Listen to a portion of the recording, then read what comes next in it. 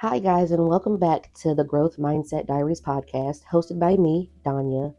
And today I am going over part 2 of episode 6. Because in the first part, I kind of got into what it means to be likable and understanding that everybody's not going to like you, and in turn, you're not going to like everybody as well. But I would like to go more in depth into the topic, so stay tuned for this episode today. And how I'm going to structure it, I'm going to ask questions and really get in depth. And if you've ever struggled with wanting to be liked and that urge to be liked, but it's just not happening for you, or you feel like it's not happening, then this episode is going to be really good for you. And we're going to be able to work out our feelings and talk it out. And I would love for you guys to ask yourself these questions as well. All right, guys, the first question is, what does being likable even mean? And to me, it means a person that their personality is receptive to other people and it's infectious. Like other people want to be around them and they don't get talked about negatively. Maybe not the talking part, or they don't get treated negatively when they're around people. And I can speak from my experience. I feel like I get treated negatively around people. Like I get treated like I'm not even in the room. People just look over me, and that's how I feel. I just feel unseen, and I feel like I don't even matter sometimes in certain rooms. And I want to get to the root of that because I want to start being a light when I go into a room. I want people to be attracted to me and come and talk to me. And I keep running into the situation where I have to talk to people first. And I'm asking people around me, why do I always have to speak first to people? And it really does come down to your demeanor and how you hold yourself. And I would like to see how people see me. I would like to see how I am when I walk into a room. I probably have my head down. I probably have my shoulders not in a confident stance. I'm not walking confidently. And those are the cues, the social cues that people get to be maybe I shouldn't speak to this person. So those are some things that I want to work on. And with, like I said, with this podcast, it's about the growth mindset and reframing things. So I'm coming to the realization that I need to walk more confidently, smile more, dress up more, be even what Rihanna says, if you don't feel confident, you need to fake it. You need to put on your actress mindset or your actress hat and act like you are that girl. Act like you are the most confident. My idea of what I want to be, I could just say the most confident, in shape, driven, ambitious, amazing woman. I need to put on that hat. Act like I'm already that. Live out what I'm manifesting. I'm thinking of a specific person that I would like to be like. Their energy just attracted people around. It was an ex-friend that I had, and I guess I stopped being friends with her because it boiled down to jealousy. Like I said, people would only just come up and talk to her, not me, and yeah, and then it just came down to it I just want to separate myself from this person. And that was the only friend that I had. And the next question here is, did someone tell me I wasn't likable, or did I assume based on how people treated me? Well, I can't really think of a specific time somebody told me I wasn't likable. I wish they would tell me that. No, I'm just kidding. But no, the only feedback I've heard is I need to be more confident when I go into a room and be more open and inviting. But I have never heard oh, you aren't likable. I guess this may be all in my head, or 99% of it may be in my head. And that is pretty scary and not scary at the same time. The scary part was, wow, I really like made up these scenarios and these thoughts and everything that I believe somebody thought of me for all these years. And that's not even the facts. It's just, yeah, that's not even the facts. The reality is, I was just in my head about things. And I need to understand more what it means for things to get into my head, into my mind, and how easy it is for things to get into my head and into my mind.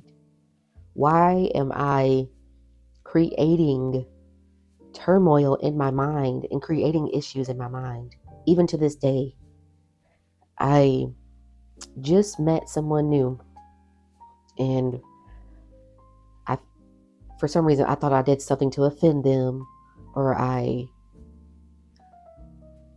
so I thought I did something to offend them. I made this huge scenario in my head, played it out in my head, and then came to the conclusion that this person just hates me now.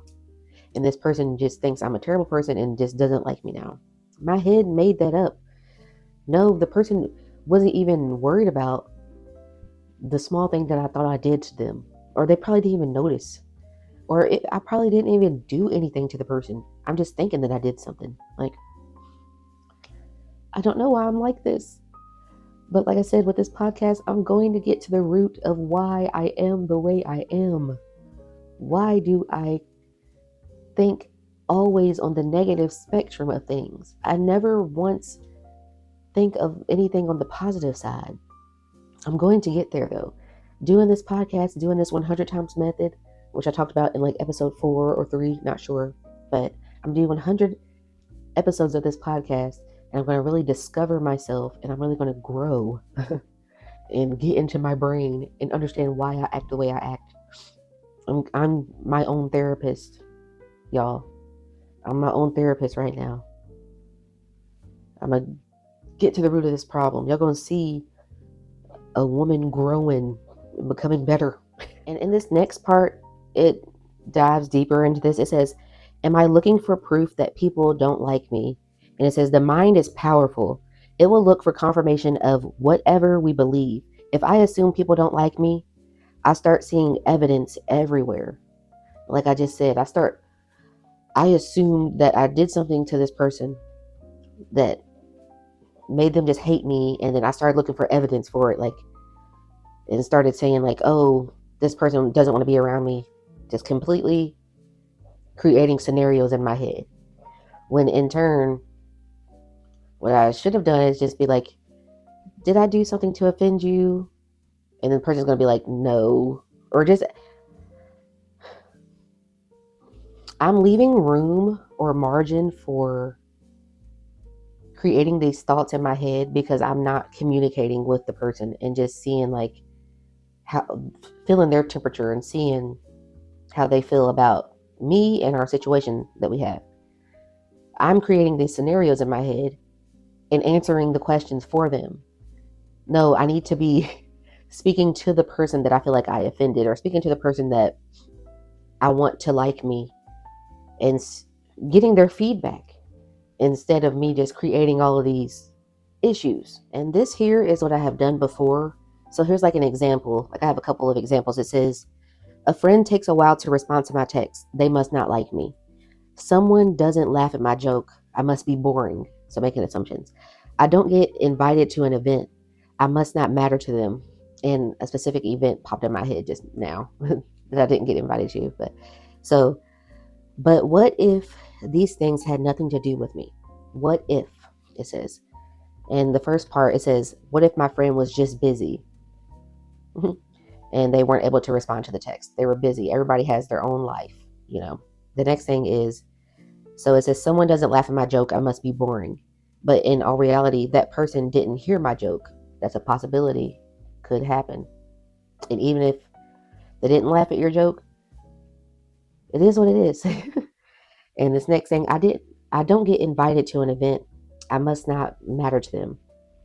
And the flip side of it is, The event wasn't personal, just circumstance. And maybe they had like a specific set of people that could go, and you just didn't make the list. And that's okay. That that's going to be like, I'm going to do a podcast episode about things that are just okay. Like that's okay. This didn't happen for you, and that's okay. Try again. It's okay.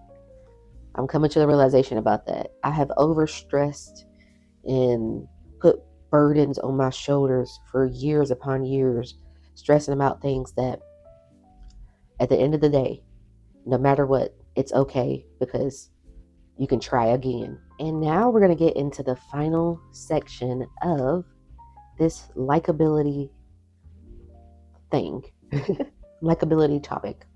It says, what if likability is not the end goal for you? What if? And it says, instead of striving to be likable, what if I focused on being genuine, confident, kind, and present? I have never thought of it that way. This is nice. I like that this is making me think more. Instead of me trying to be liked by people, I need to focus on my inner core values and personality traits first. Do the inner work, and I believe it will be reflected on the outside. I'm trying to get the outside validation from the people, not do any work on myself, and try to fit into the mold of others first, and not do anything to work for myself. And it's going to be an energy vampire. And the questions I need to ask myself, and you too, what would change if I stopped worrying about being liked and focused on being real? Oh snap, we're going deep here.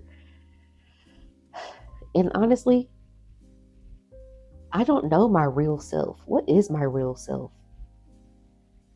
There is some quality traits that I like. I like that I find humor in things. I like that I am somewhat patient. I am understanding. So I need to focus on those things. Add those into being, and add the being genuine, confident, kind, and present. Add that into my personality. I need to add those things in, keep doing the inner work, and I'm going to challenge myself to maybe go to an event, go to an event where you can get dressed up, look nice, and start implementing what I'm learning here. Like, after doing this inner work on myself, go out there and start interacting with people again and see if I am the first thing is if I'm looking for the validation on the people's faces, like looking for the cues that they are liking me. I don't want that anymore. I just want to go into situations and just be me, be my real self, and not worry about looking for the social cues or being liked or accepted. Just go. And the last thing that I'm going to end with today, it says, at the end of the day, my worth isn't defined by how many people like me. It's defined by how fully I show up as myself. Period. I was definitely putting my worth into others, and that will never end well. It never will. I have to put my worth into Danya. I am in this body. I have to value myself.